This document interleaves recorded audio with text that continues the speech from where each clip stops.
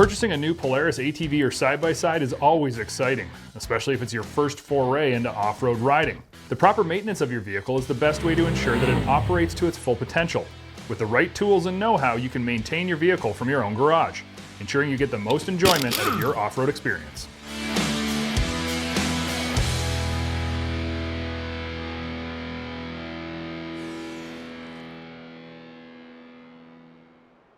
In order for you or I to perform at our maximum potential, we need a clean supply of oxygen.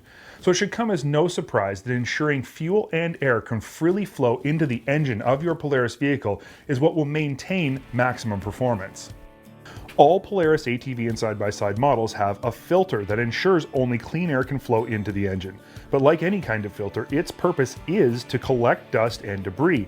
And the more it collects, the more it gets clogged up, which in turn results in restricted airflow. Imagine trying to exercise while breathing through a straw.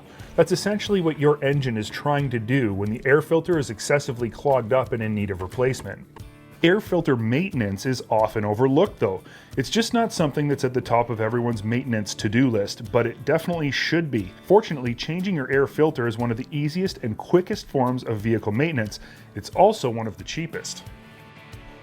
Polaris offers a full range of air filters that fit every vehicle they make. These filters are designed and validated by the very same engineers that designed the engine they're fitted to. On top of that, Polaris air filters go through the same rigorous validation processes the vehicle itself is put through, and I can confirm that these processes are intensive to say the least.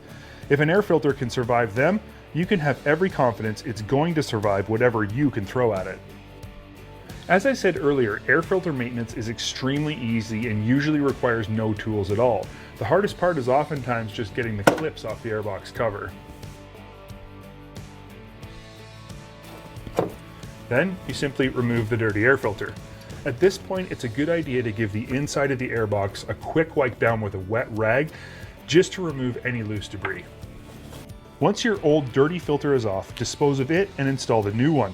It's never a good idea to try and blow off a dirty air filter with an air compressor. There are different methods for installing air filters depending on what vehicle you have, but for the most part it simply slips on by hand. The last step is to reinstall the airbox cover and do up the clips that hold it in place. And this is a very important step in the process. Always ensure that the seal on the airbox is properly seated all the way around and that all of the clips are done up, even the ones that can be hard to reach in the back on some models. If your airbox lid is not on tight, it won't seal and therefore won't keep foreign elements like water and mud out, which, as I'm sure you can already guess, is very bad. A tip to help ensure that you're never stranded when it comes time to ride is to always buy multiple air filters at a time so you have at least one in stock. Check your air filter at regular intervals or after a really dusty ride and change as necessary. Your Polaris dealer can help you find the proper air filter for your vehicle, or you can use the online maintenance and service parts page on the Polaris website and verify fitment for your specific model and year.